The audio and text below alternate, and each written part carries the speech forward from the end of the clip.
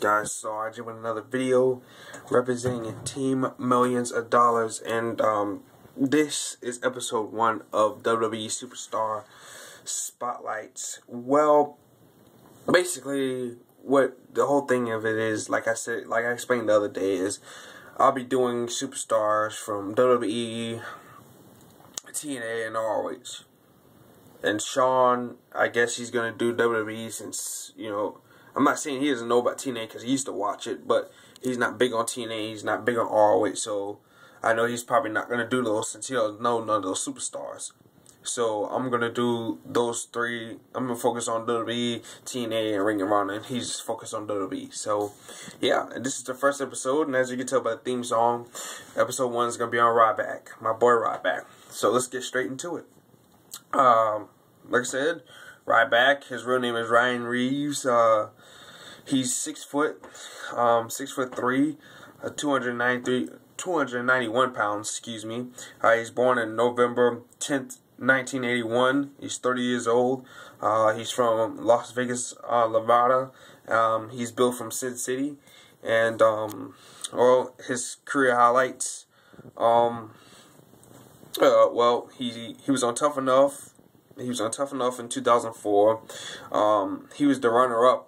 And WWE officials, they was so impressed with his physique, the way he wrestled, and his heart and determination for, you know, the business.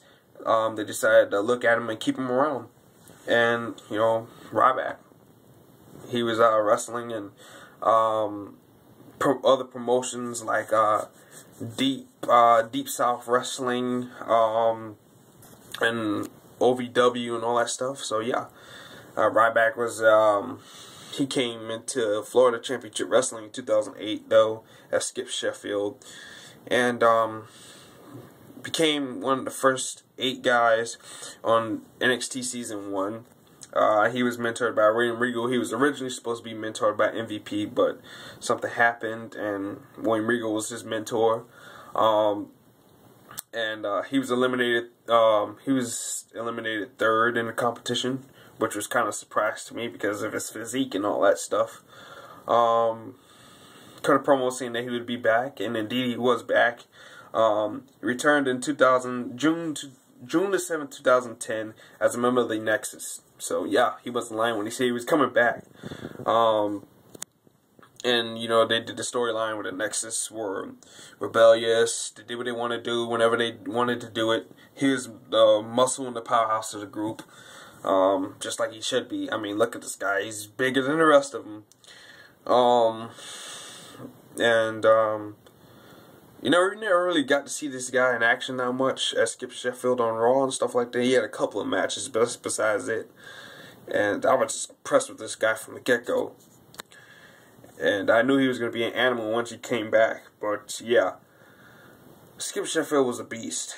He competed in the memorable Raw vs. Nexus match at SummerSlam. Oh, man, that was a good match. He was in there. He showed a good showing in that matchup. But then, here came a scare. On August 18, 2010, he broke his ankle in a live show against the Hart Dynasty.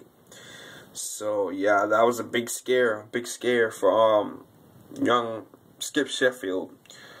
But no fears. As rumors swirled on the internet that he was going to be using his Ryback gimmick, he did. He returned in a house show in 2012 at Skip Sheffield. His last match at Skip Sheffield, excuse me. Where he went on to just defeat and squash Michael McGillicuddy, and people in the crowd said this guy looked bigger than before, and I believe it. Then,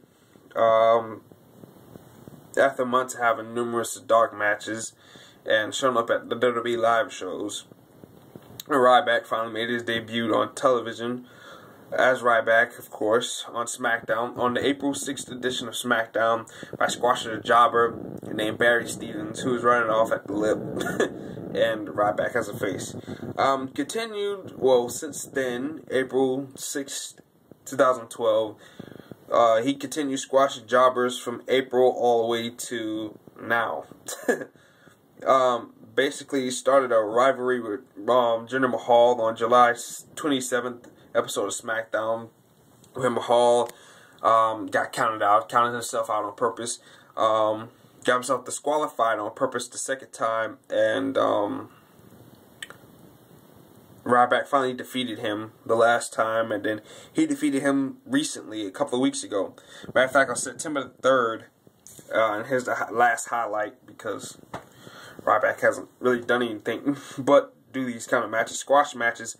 But on September 3rd episode of Raw, Ryback defeated Jinder Mahal, but he had his first t-shirt. And the t-shirt looks awesome, guys. Yeah, his signature moves is the meat hook clothesline. A very, very sick clothesline. The Ryback pack stunner, the backpack stunner, he was using that Skip Sheffield, so that's a sick move. And his finisher is the shell shock, the little muscle buster transition into, I don't know, like an angle slam or something like that. That's a pretty good move. All the people say he should just use the meat hook as a finisher, or maybe the Ryback pack stunner. But I kind of like the shell shock. I like it. It's pretty unique. All of his moves are unique, if you ask me. And people say he can't wrestle, so I mean, he's got some pretty unique moves. And his theme music is "Meat on the Table" by Jim Johnston. Even though Jim Johnston is not the one that sings the song, the credit is somehow in his name. So here's the second half of the video. My thoughts on Ryback. Everybody and their mama knows I'm a big fan of Ryback. Ryback is good in the ring. I think they need to give him some more competition. You know, I think they need to include him in the storyline. But the thing is, I like all the champions right now. All the champions are good right now, except Sheamus. Kofi Kingston, R-Truth. They're not really doing anything with the belts. And they're not really a primarily tag team anyways. They're just two guys slapped together because WWE Creative doesn't have anything for them to do. Yeah, I mean, besides those, the exception of those three, I like all the champions right now. So I don't want Ryback to be placed in the championship storyline yet. Unless they do this thing where he fights Kofi and Truth. I could see that. I could actually see that happening too. And you have both of the tag team belts. I can see that happening. But I don't know. Vince McMahon is high on this guy, and so am I. And I can see why Vince McMahon is high on this guy. He is good. He is good. I wish people would stop chanting Goldberg, because him and Goldberg are not alike. They have a few, and I mean a slight few similarities. They're both bald. They both have mustaches. And, I mean, what the hell? I mean, they're just different. Their gimmicks are different. He's supposed to be this kind of wrecking machine, and Goldberg, I mean, Goldberg is just a guy that came in and just, he was unstoppable. I'm not even sure what his gimmick was. But, yeah, I mean, I wish they would stop doing that. But all around, Ryback, my rating for this guy is a 94. 94 because of, you know,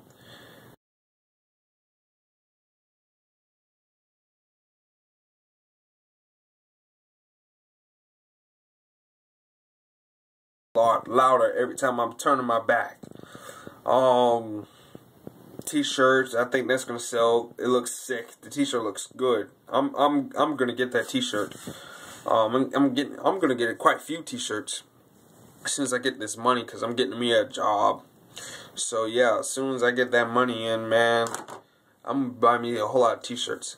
But that Ryback's T-shirt looks sick. I mean, Ryback's got the moves. I mean, his wrestling moves are good. They're kind of repetitive, but he pulls out his tricks from out of the bag, got pay-per-view events and stuff like that. Like the "feed me more" chants, and then he did a splash on the guy in No Way Out. So, I mean, he does different stuff. So yeah, Ryback, I mean, this guy is great. Like I said, overall rating 94, because this guy hasn't done anything really that much big yet. So until he does that, his rating will be higher. And definitely, yeah, So that's my thoughts on Ryback. This is my spotlight on Ryback.